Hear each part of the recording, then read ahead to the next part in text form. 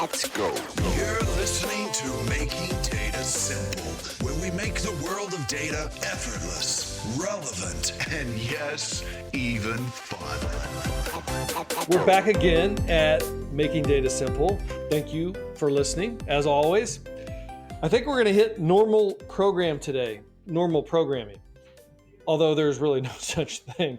What I mean is that we've been on a kick for some time on startups, entrepreneurs, data AI. Today is going to be around AI, but we'll see. I'm sure there's going to be leadership and everything else mixed in.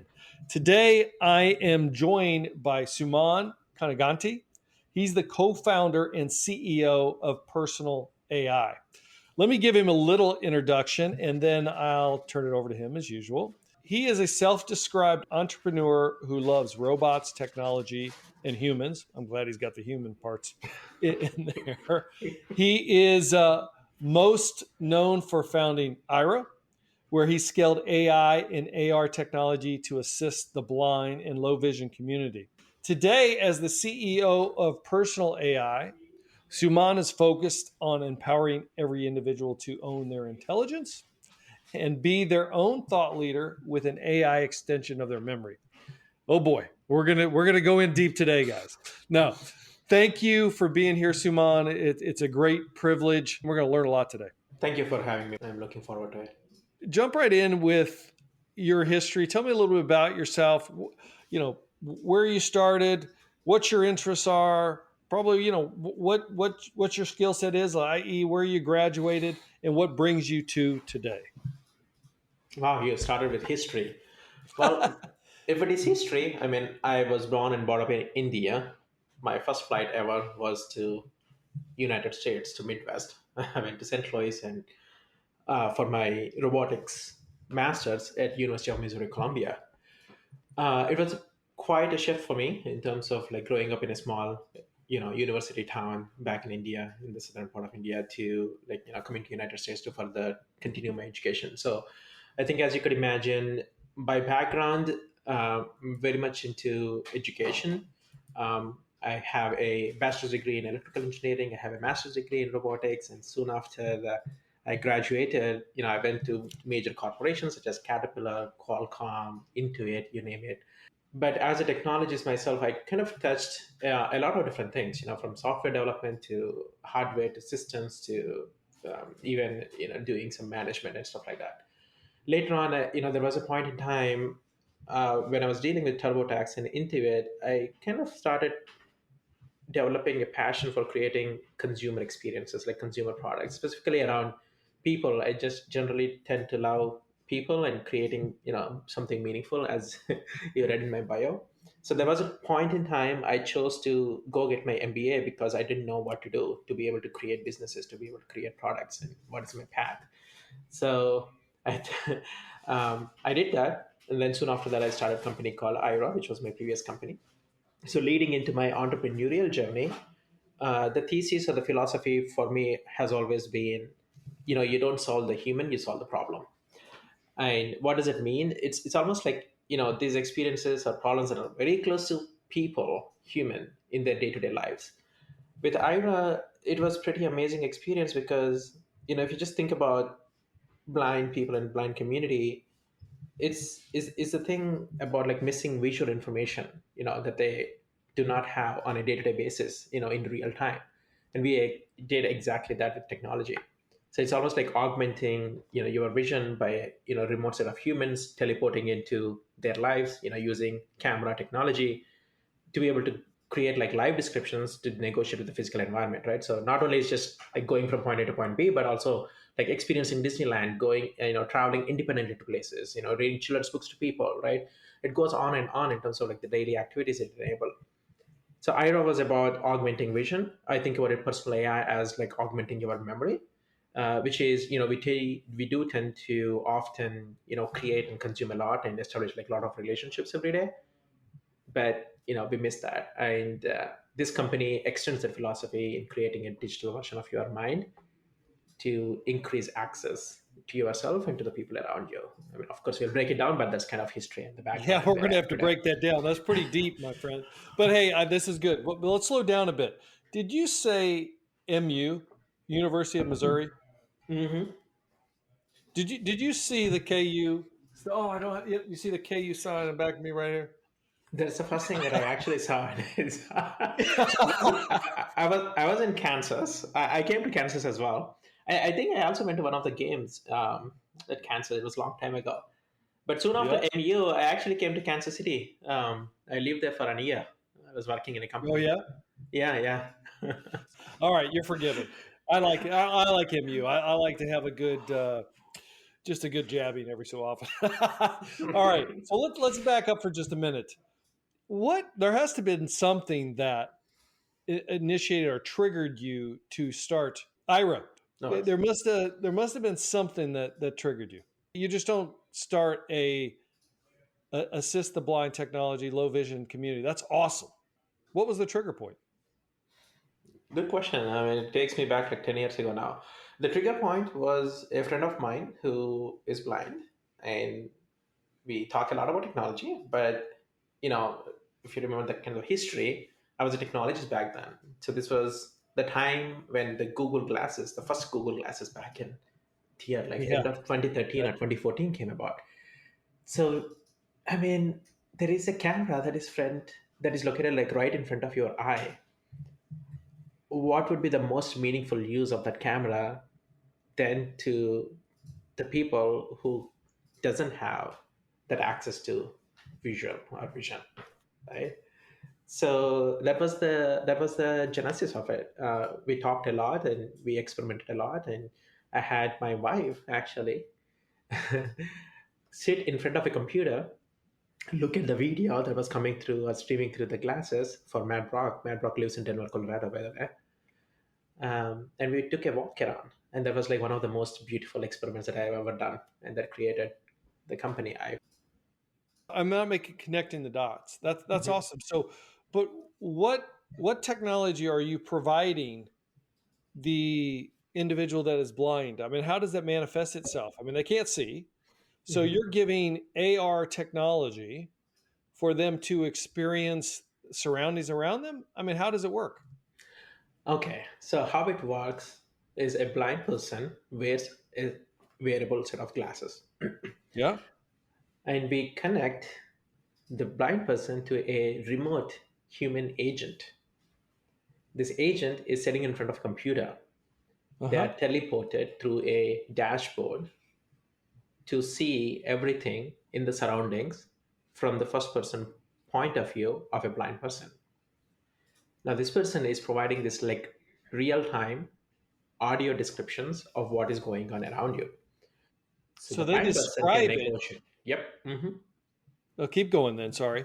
Yeah, they describe it, and the blind person uses the description to make decisions whether to move forward, to have like this mental images of what's going on in their mind. It's an experience. It's a different experience. It's an audio experience, if you will. Take a simple example, right? You have a mom. Mom is blind. You have to read the child, a book, and it has multiple different animations, the text associated with it. So the mom would call in to the remote agent, which is like our trained agents. They will be describing all the pictures, or reading it out loud, and the blind person would convey in her own words to the child reading the book. Right, that's like one example. But if you go to a complicated one, such as traveling through the airport or navigating through the airport, they would get to the airport. They would call the Aira agent. The Aira agent would describe where the doors are, where the people are, where the entry point for the check-in is. Essentially, like navigating through the gates, getting to the right Mhm. gate. There's like so many details that we take for granted in terms of how we efficiently navigate our world. Without vision, that's how Aira kind of augments them. Essentially, you have the blind person, they could be walking, and while the blind person is walking, let's say they're going through security, you've got an agent that can see everything and is dictating the experience so they know exactly as if they had sight. Correct. So where did this end up? Where did this go? Where'd you start? Where'd you end up? I started in 2015. I left Aira in around 2019. Right now, the company is scaling. We created something called an access network Hmm. throughout the country. It's actually pretty beautiful. Essentially, every Starbucks, every Walmart, every Target, every airport in the country, every bank, Bank of America, for example, has this Aira access for accessibility or increasing accessibility for people who are blind and low vision. So once you go to Walmart, for example, a blind person can simply call an Aira agent and shop, independently by themselves without having to need an assistant to walk around with them inside the Walmart. So they We would have a headset at all times. It's just something that they own. Correct. They use the headset, or they can also simply use the phone. Right, the phone has the camera as I was going well. to say. But phone kind of makes it a little bit difficult in regards to the point, like where exactly you're pointing. So there are advantages in terms of experience for using the headset, but they can simply use a phone app as well, which is predominantly what is used even today. Is it a service that the blind person would sign up for? Yes, there is a service that the blind person would subscribe for, but I was talking about the access network where individual businesses actually provide it for blind people as an accommodation, as an accessibility accommodation. So all Walmarts do this? Yeah, all Starbucks. If you go to Starbucks, you should like just pause before you enter the door and look on the right hand side. You will see an Yeah. Ira access, like you will see an Ira logo in that one. Very So awesome, dude. And you did all this? yeah, This is fantastic, man. That's good for you. So why would you leave a budding business? I had bigger dreams. So Ira is awesome, and I fell in love with the community. I'm still close with the community, even after like 3 years building personal AI. I still go back to all the conventions. Personal AI is, close to me as well. So during Ira, building Ira, I met a gentleman named Larry Bock. He was my investor, my mentor. He's also a legally blind person. But the most beautiful part is he created around 27 different biotech companies. So when he started this Ira company with me, alongside with me, he joined me as an executive chairman. And my entrepreneurial journey has, skyrocketed in terms of my understanding of how to deal with the business, how to, understand customers and problems and everything else. And he passed away because of pancreatic cancer. Oh man, Almost that's like terrible. 9 months into it, and 9 months is gone. Like 18 months into it. So I picked up this mantra of like, what would Larry do? And over time, this core idea of like being able to reuse some of the things that he taught me is kind of fading away. So there is this constant desire of like, being able to talk to Larry's AI, not just from like an emotional standpoint, but also from an intellectual standpoint. And that was kind of the genesis of what personal AI, like motivation for personal AI was or is. So fast forward like, 4 or 5 years later, essentially people has a tool or an app that will allow them to create a model to be themselves, that can basically pack who they are, their knowledge, their opinions, their facts into a model that people can talk to. So yeah, Very good.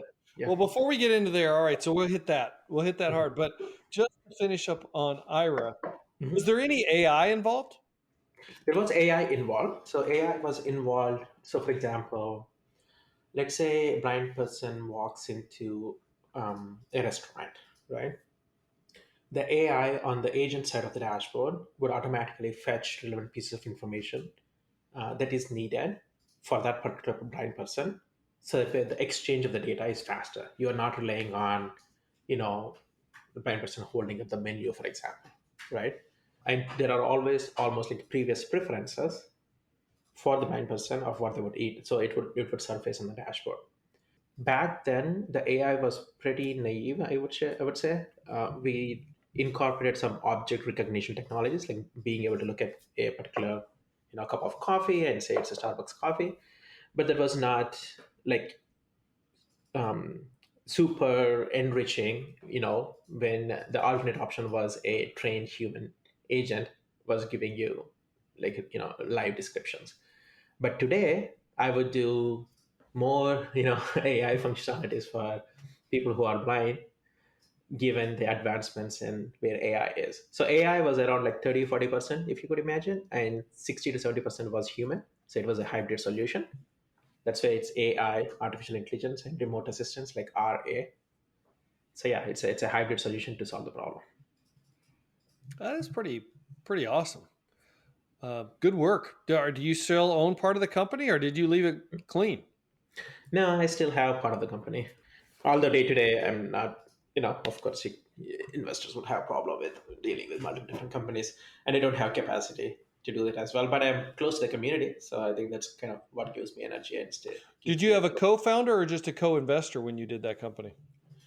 I did had co-founders. So Larry was my co-founder, as I was mentioning in the story.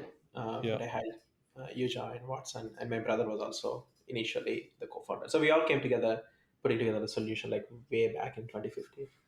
Did you sell or I you did just not. leave? I left, so it's still operating. It's still growing business.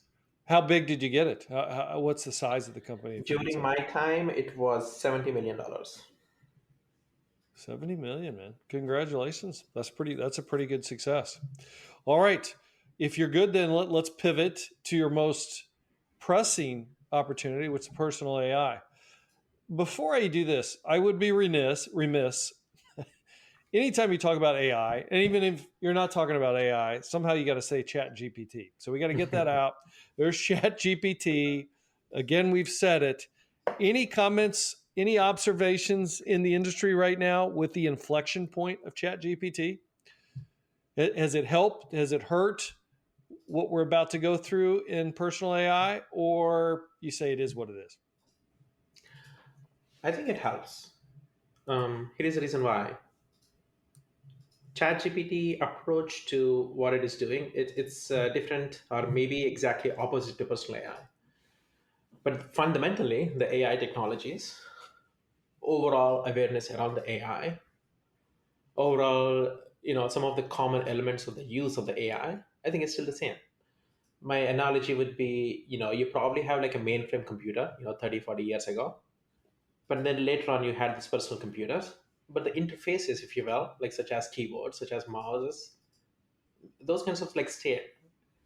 So I think with a chat GPT, which is a large language model, or personal AI, which is a small language model, which is targeted for one individual, overall awareness is the same because the interface is like how you communicate, how you prompt, how you interact, similar to keyboards back then, would be beneficial to everybody.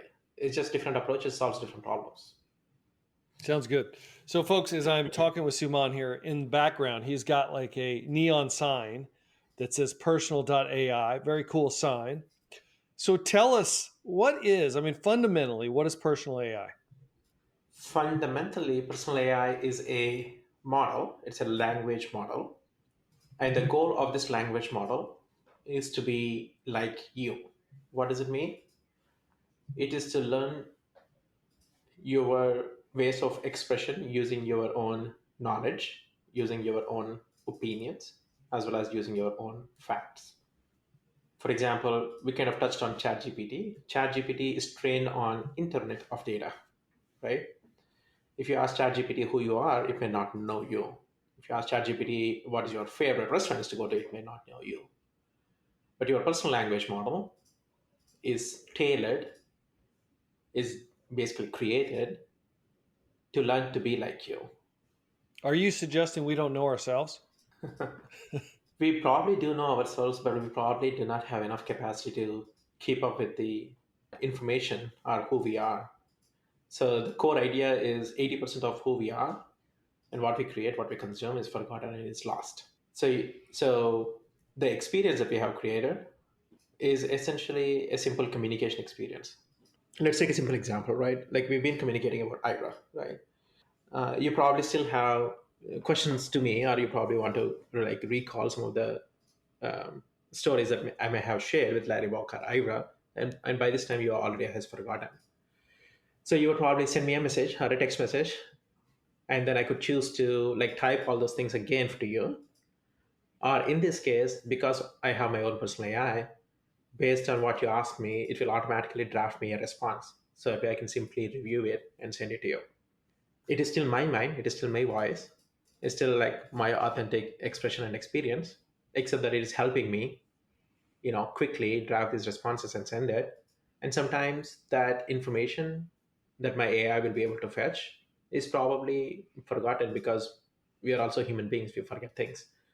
So it's not just about like saving time, but it's also about a collection of all your expression, um, all your experiences that potentially will be useful into the future, and you don't know when to recall what kind of information. AIs are probably, help as an extension of ourselves. So if ChatGPT is a large language model, we're talking, Mhm. I don't know, 250 billion parameters. I mean, it's a scrape of the internet. Mhm. How many parameters does something like Personal AI use? It's a 120 million parameters. It's a personal language model.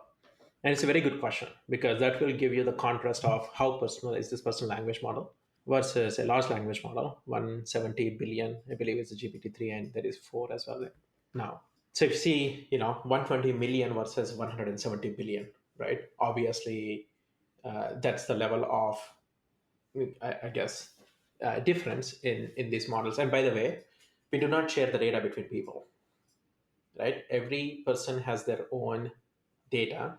We call them a memory stack. Every model is unique to you. So, in other words, Al will have a unique model of you, Suman will have a unique model of me, and the data between those two people or those two models is not shared. It's private. So where are the parameters gathered and trained? I mean, how does it find out about Al? How do I create my quote unquote memory stack? Now that goes back to the experience, like what we have created. We basically exposed Al this a chat application, right? So if you think about like ChatGPT is a human communicating with a pre-trained AI model using chat. What we have done is we also have created a chat interface, but we have optimized it for human to human communication. So think text messaging, think WhatsApp, where you are communicating with other people. So any text message that you send to yourself on Personal AI chat application, or any message that you send to me or to other people in Personal AI chat application, will be used in training. So if you say it once, you don't have to say it again. It will automatically So surface it for you. is it monitoring then your chat? I mean, it must be monitoring something. If What is it? you What do you have it monitoring? Yeah, so if you are using Personal AI chat application, which is a desktop application on your Mac, and there's a mobile application as well coming up on your iPhone, depending on when this goes live, technically it's monitoring or training on any message that you send to yourself or to anybody. And you still have choice. In other words, let's just say you told me, like, someone, my kid, is thinking about KU, and you have like specific activities, but if you don't want your AI to train on it, you can simply we call this action like unstack, meaning it doesn't go into the training process. It's not remembered forever, right? But you do have some general opinion and general things about KU that you are okay for your AI to be trained on. Then you have a choice to stack it. So it's essentially monitoring all the messages that you send anywhere else. Think about a message as nothing but a piece of text, a paragraph, some knowledge, a document, right? You can think about a message of anything that you normally communicate on iMessage or WhatsApp or any other communication tools. Do you then turn it on your phone? It's kind of like App. for lack of a better term, a listening thread or an app that's listening to email, I presume, text, like you said, WhatsApp, etc. So you give it permission, and then it'll just follow along and essentially start building a database. Yeah, so at the basic, we do not ask for that. At the basic, you can use Personal AI chat itself. It's a native application. You can invite your friends, your contacts, and use it like WhatsApp in itself. So you're actually chatting through it. It's a chat interface. It is a chat interface. That's what I meant to say. Yep. Yes. It is a But chat then, application. Like, it's a native chat application, but then people are currently living in WhatsApp and iMessage. So we do have some integrations coming along that can expand or drop your Personal AI in other places, so that way you can still reap the benefits from it. why couldn't you set it up so like by example, my email, if I did looked at Outlook or Apple Mail, whatever the case may be, you could have it essentially go through all my responses and get trained like relatively immediately because it's went through all my responses over the last 2 years. And then all of a sudden I can just have it start answering all my email. Yep. So we are doing that as well. The path we have chosen is we have chosen a path to create like a native application, so that where there is more control and people do not worry about like where data is going, because fundamentally we have principle on the privacy and everything else. But to your point, we choose to basically expose APIs. So for any data you want to ingest into your personal AI, or any response that you want to get out of your personal AI, you can essentially integrate and develop. But now that we have the API exposed, the next immediate integration is getting the data inside out from your existing chat application and existing email applications. So yes, you should anticipate that integration to be available.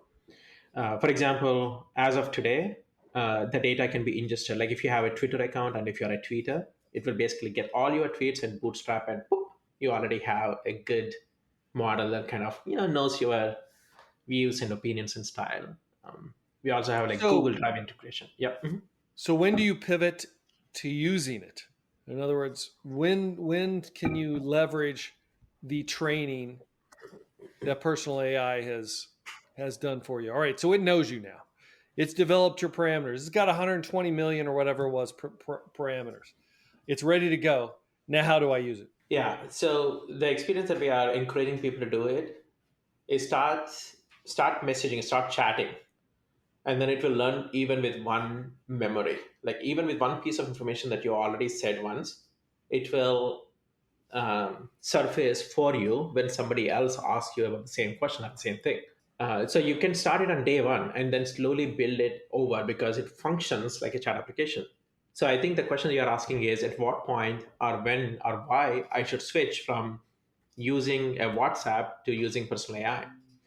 Currently, what we are observing is, parents, small business owner groups, study groups, communities, podcasters. We are starting to see them slowly switch their groups or chats into Personal AI, because one, it is private.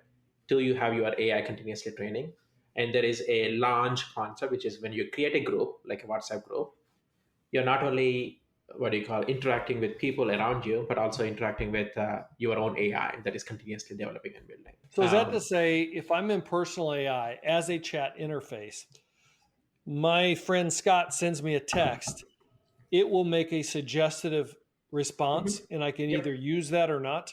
Exactly what you should expect. So pretty soon, I can be talking to my friends, and we can not even be there. We could just be talking with one another and not even know what's going on. But just let it go. And then all of a sudden, hey, look, let's see what I did today. I've been wanting to clone myself, so this is the way to do it. No. This is So I mean, our goal is to give control to you, right? So you can set it to Copilot. Let's say you and me are friends in Personal AI, and by the way, you can chat with me if you have a application. I'll send you my domain. I send it to you in the chat. We are chatting with each other. They just say very simple, basic example, and then someone is like, "Hey, I'm scheduling a podcast with you," and I tell you that, Al, I'm visiting India. I'm going to come at the end of the month. How about let's do it in June, right? I gave you a piece of information, right? But my AI knows about that because I told you once. But let's say some other friend, some other like work person is like, "Hey man, when are you coming back? Because I need to, get your time like in person." My AI already knows that, so it will draft me a response for me. Yes, I can choose to control and still personalize it. But in most cases, right now today, even in the current setting, like 70 to 80% of the cases, it's my AI responding, drafting messages. So basically, it would say something like, I plan to be back in June or whatever it was. Mm-hmm. Yeah. That's exactly what you should expect. And then now multiply that with all the things that happens in your life, like all the information, all the knowledge, all the personal facts, and your communication. And you can basically compartmentalize, family, my work, my podcast life, my Twitter life, etc., etc. So this is mostly text. Where do you plan to go with this? The goal is for everybody to have their own asset, like a digital asset, right? even if you think about today, like all this communication, all these messages that you are having in multiple different apps everywhere else, you don't have anything. There's like no good convergence, right? So the goal for us is like to converge all this output of like who you are going out on the internet to belong into this one model that you actually own. You know that will, of course, today will help you draft and be effective and do get some tasks done. But in the future, kids can also still communicate or continue having conversations with you. So it's almost this concept of like everlasting connection, right? Once you're in personal AI, is if you choose to, you can be connected with anybody forever because you have your autopilot that will respond I know. for you. Well, selfishly, where I could see a real significant use case for me is, like I said earlier, is to have something that would help me draft email messages. Hmm. So I'd love to be able to go through my email and just like riddle through it. I mean, Hmm. that's a perfect example you give. Like a lot of times in email, they're asking, are like somebody just asked me, "Are you available tomorrow afternoon at 3 o'clock?" So that would be an easy one that I can say, "Yes, I'm available," or "No, I'm not available," and boom, hit go to the next email. That would help me because the bane of my existence is email, to be honest with you. But Yeah. I think Yeah. I could see some really significant use cases. But what use cases am I not thinking about that you're really thinking about? I mean, look, I'm talking to like different kinds of people like lately, right? Because we start out like with very broad. I mean, the idea of like, okay, cloning yourself into this model, everybody has different ideas. So, I'm speaking to like few parents now because I'm talking to them, and their needs are, you know what? I just want to create this AI so that I can feed in all, my thoughts on what my kids needs to know, and I want my kids to be communicating in personal AI so that way that the data doesn't go anywhere, and moreover, my AI kind of automatically knows like how I would respond to it. And in the future, it kind of there's a thing about like saving all the things that you would communicate, and give them an asset for future kids to kind of basically communicate, right? But a small business owner, they would be communicating with the customers or clients. They would probably have lots of pre-existing information. So their use case would be, oh, I want to engage my customers on the specific topics in a specific group, and I want my AI to know all these frequently asked questions, so that way, I don't have to like repeat the same answers, and contextually relevant, it will construct these responses for you, right? So that's another use case. Our goal is to go after consumers, not necessarily go after corporation data or aggregation of data. So a activist, a parent, a student, a teacher, a small business owner, a podcaster, a researcher, they all have different use cases because everybody has their own data and their own needs. In the end, it just comes down to what your AI knows. So it's a very flexible platform, but at the same time, the goal is to keep it like super simple. And per your podcast, it says, right, making data simple, and the data is like a text message. Like what else can be like as simple to understand training your AI other than simply sending text messages? So yeah, so that's kind of where we are, and it's a very broad platform. Pretty much any individual person can use for free to begin with, and eventually, small businesses, as you expand, the premium functionalities would go into subscription. But everybody will own their own model. We don't own the models.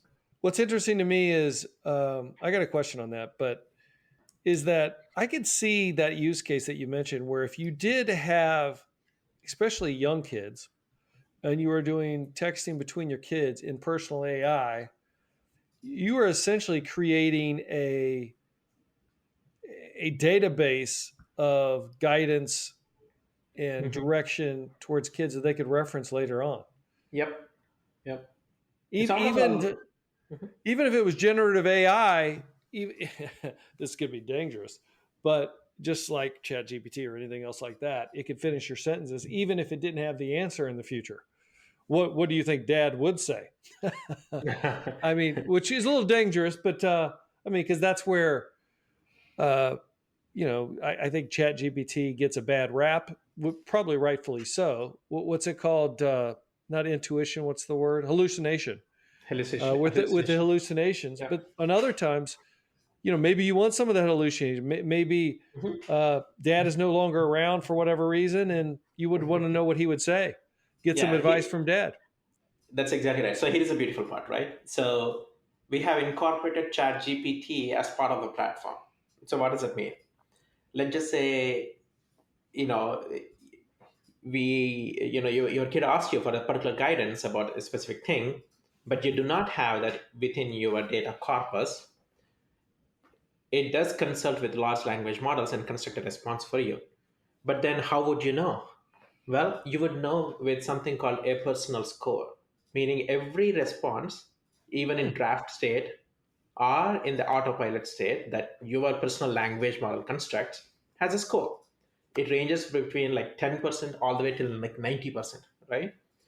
But anything that is coming from general, it normally revolves around like 15, 20, or 25% because it's not personal enough. But you can still use that information if you would want to, and you would all would choose to personalize it, and maybe you agree with that statement, so you would simply add it to your own mind because it is authentic to you, and then it becomes more trusted because like your kid would trust anything that is like 55, 60, 70, 80%. It's like, oh, of course it is authentic to my dad. So that's kind of the experience you should expect from personal AI once you hop on, essentially. That's pretty cool. I could also see value in like self-reflection. Mm-hmm. I do that all the time. Oh my god. So the beauty is, I have like lots of data about myself, my childhood. So when you think about like, okay, using the data that I have, but also kind of taking some of the ideas that exist out there in the world. If I have a background in robotics, AI, but I love people, what are some of the future industries that I could potentially be aiming for to fulfill my desires and passion? So can basically take my data but also mix it up with what may exist in the outside world and provide me suggestions. So yeah, so it gets pretty deep in depending on how you would want to shape it. I can tell you what I could use it for is just finding a place to eat sometimes. A lot. I mean, I can't tell you enough how many times that we're trying to think of some place to eat. I'm like, I go blank. I'm like, I don't know. And then as soon as you sit down at the restaurant that you finally chose, you go, you know what? I forgot. We should have ate at that new restaurant we were talking about. It'd be great if I had myself to think for me. Okay, speaking of like food, right, and speaking of use cases, right now in personal AI, I have my team as well because technically it's a chat application, so I chat with my team with my own AI. So my EA, my executive admin, he basically orders food for me every day because you're always doing podcasts, I guess. But he gets ideas on what I may feel like eating from my AI. It's just for ideation, right? Because it's still very much personal to what I would pick from cafe versus what kind of sushi that I would get. It's like, okay, what do you feel like eating today, right? And then it has multiple of my favorite things that I normally do. So it basically consists of things that is still very much falls within the realm of my personal choices that I would make. And I usually like, get anything that I would normally eat. That's So awesome. What is your monetization strategy? I cannot share my screen because Well, they can't see it anyway. But I mean, describe your. I mean, so what is it? Is it an app you pay for? oh no, no, Is no. it? I was gonna say about like sharing because my EA like asked something and it said I would recommend the chicken sandwich from the cafe. Yeah. It's a personal favorite of mine. So it's actually a real example that I'm giving you right now because I'm Oh, I staring see. at it. Subscriptions. It is a subscription model, but it is free to start with. Our core intention is everybody should have a right to create their own AI and own their own data and have that model. So what we have done is we basically reduced our cost associated with creating a model at the base, um, and we have saved some of the premium functionalities such as integrating, um, using API access, getting the data in faster, dropping your personal AI in existing like messaging applications or email applications, anything that goes into a little bit more small business focused applications. We made those things premium, so that way everyday consumer, it can be for free for personal use or even for professional use to a certain degree. And then for small businesses, they would pay a subscription fee. Right? It's a monthly subscription fee to continue to train their model and keep their AI active. And how much of your AI is being in use. Like, for example, Tony Robbins, he'll probably have millions of followers, right? And people want to communicate with him. And obviously, this is about like scaling time and scaling his own personal brand of all the things that he communicates and speaks. So people can now talk to his AI, and that would, the more you use AI would be costly. So think about it as like how many ALs one would need. So we will give you the first AL for free. If you need a second AL, third AL, fourth AL, or clones, if you will, then that goes into subscription. How many users you have today? We are very early. We have few thousands. I don't know if I'm allowed to say the number, but we are also opening up. So we're ready to basically remove the wait list and open up and tell people. I'm waiting for a mobile application to be out, which is a few weeks away. So I'm kind of excited to go tell people the story of Personal AI and let it go wild for everybody can now own something of their digital life and own something called their own AI. Is all the data stored on cloud? It is stored on the cloud. However, if you are against it or pro, but basically we basically create a private key. It's an encryption key on blockchain, and give that a mechanism, make that as mechanism for ownership and control. So meaning you can essentially leave all the data and nobody else will see it, and the company cannot see it as well. So we basically like implementing you owning the private key for yourself, and that will be used as encryption, decryption of the data. So how do I know that no one else has access to my data? I know I got an encryption key. How do I know you have an encryption key? Yeah, very good question. So blockchain, the way system works is we are using something called Oasis Labs. Oasis Labs is a blockchain provider. So essentially, you would go to Oasis Labs portal and you would see who the humans or who the applications has access to be able to decrypt using your private key. So you can essentially go into that portal and remove, personal AI, even the computer of the application, or if there are any humans in there, access to it. For example, if you want to keep your stack and your model for yourself, you can choose to add your family member as a additional owner of the data and model. Very nice, man. This is and it sounds like right now your use case is primarily on personal AI, that the text interface, but you're looking at expanding it in other directions as well. Hopefully, an email soon, because I need it for email. Yeah, email is inevitable. It's a matter of weeks to months. We are letting community developers to kind of develop it for some of these applications. So I think once we open up, some open source, we have some mechanisms to open source some of these libraries as well. So it doesn't have to be just us developing on top of personal AI. For you, it could be email. Somebody else, it could be Outlook, which probably requires a little bit different integration. And somebody else, it could be Instagram. Who knows? Mm-hmm. So I think the choice that we have made is, hey, look, here is the API, and we need help for developing multiple different integrations and maybe open source some of those as well. Where can folks reach you, and where can they reach Personal AI? Well, personal AI is pretty easy. Personal.ai. Reaching me is also pretty easy. It's my letter s.personal.ai.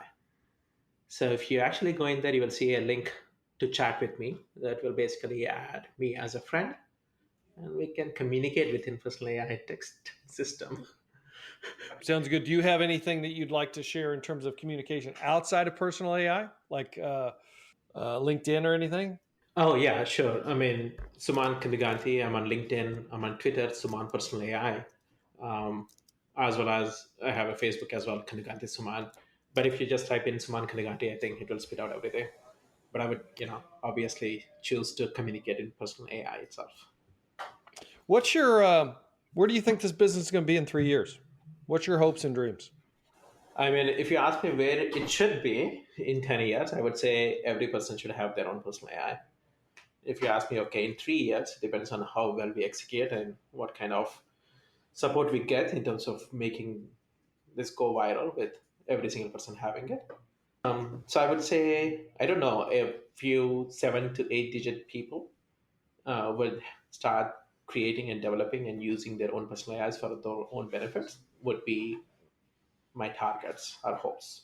Do you have a prediction on where this entire space is going to be?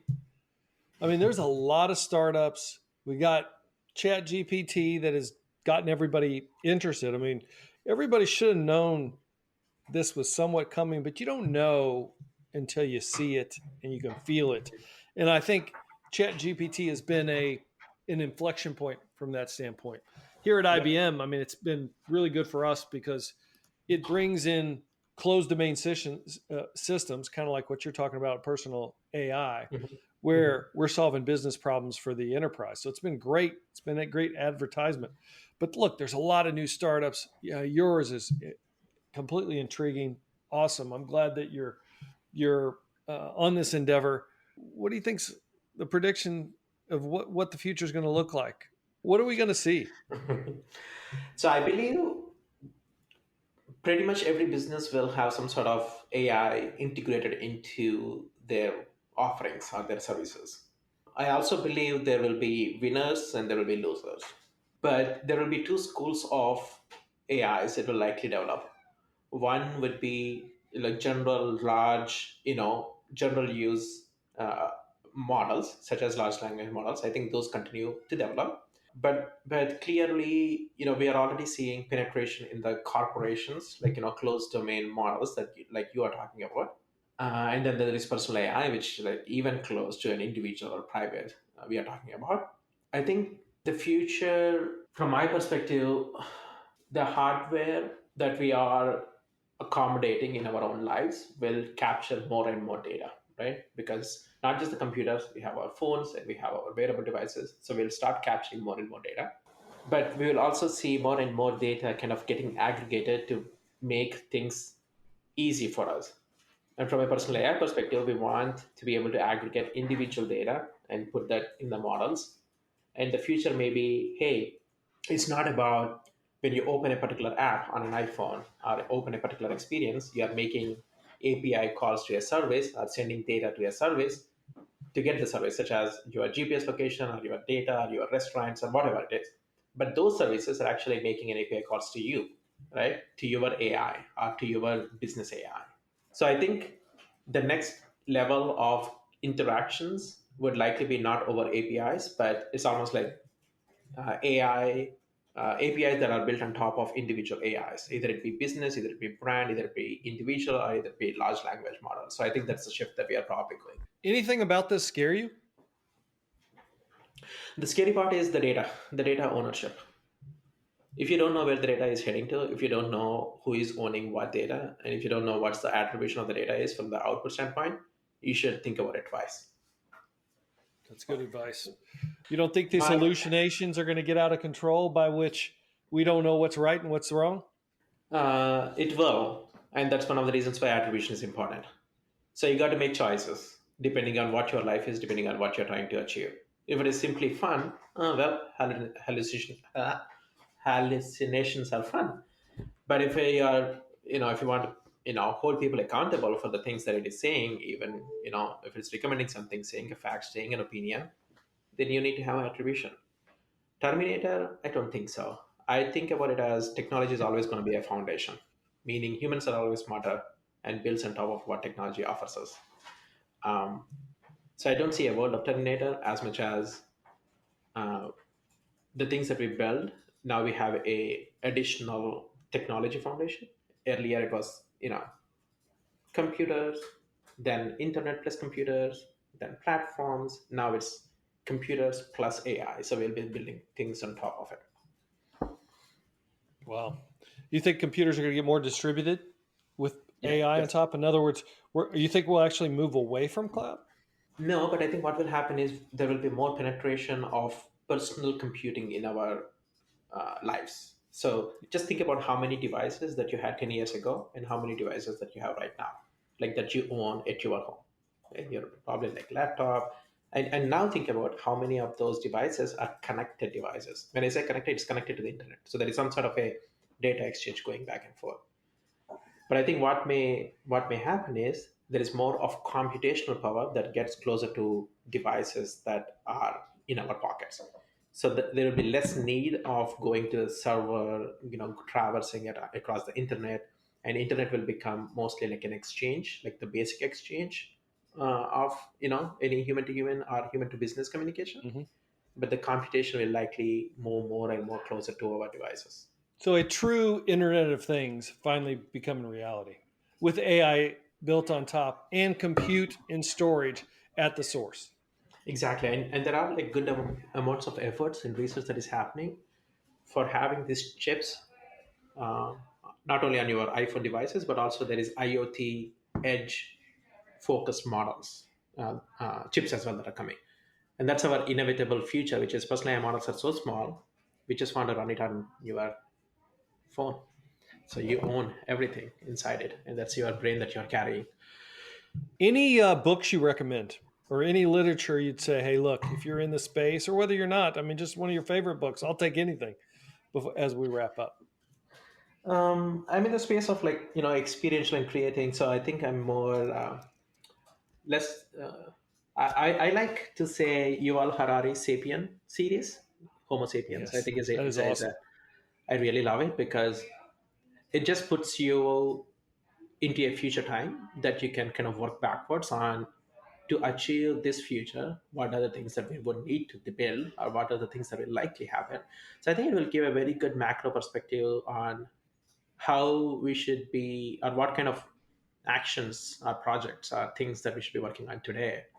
There's always like things has to collectively come together. So I don't know. I think Yuval Harari's *Sapiens* I think is a It's a fantastic great book book. that I love. Mhm. I need to read it again because it was that good. I'm with you. I mean, he'd done a lot of research. I mean, I like the history and the future. I mean, both Yep. sides were very good. Yeah. So, what do you do for fun, man? When you're not doing all personal AI, what do you do for fun? I have a 5-year-old, so I spend a lot of time with her, and it's kind of fun. And she talks to my AI as well. So you're starting off early. By the time 10 years from now, she won't even need to talk to you directly. She just talks to the AI. See what Dad would say. Yeah, it's already kind of funny because she's smart enough right now. It's like, oh, but let's ask your AI first. I don't want you to change it. It Yeah, does she's get going to funny. change the answer. How many times she'll just keep it so she gets the right answer she wants. It's going to be I have manipulated like everything else. I have different personal thresholds for her. I always set it like 50%, so that way it doesn't hallucinate and give some random answers that it is okay. Yeah, see, you're already hedging. Already hedging. That's awesome. Yeah, Very cool. good. Hey, thank you for being with me today. I learned a lot. This is awesome technology, Suman. And I can't thank you enough for being here. So thank you for joining us today and sharing your wisdom. Folks, as you're listening, go visit Personal AI. Join the text and learn a little bit about yourself. Thank you for being here. Thank, thank you all. It was fun. Suman Kanuganti, everybody.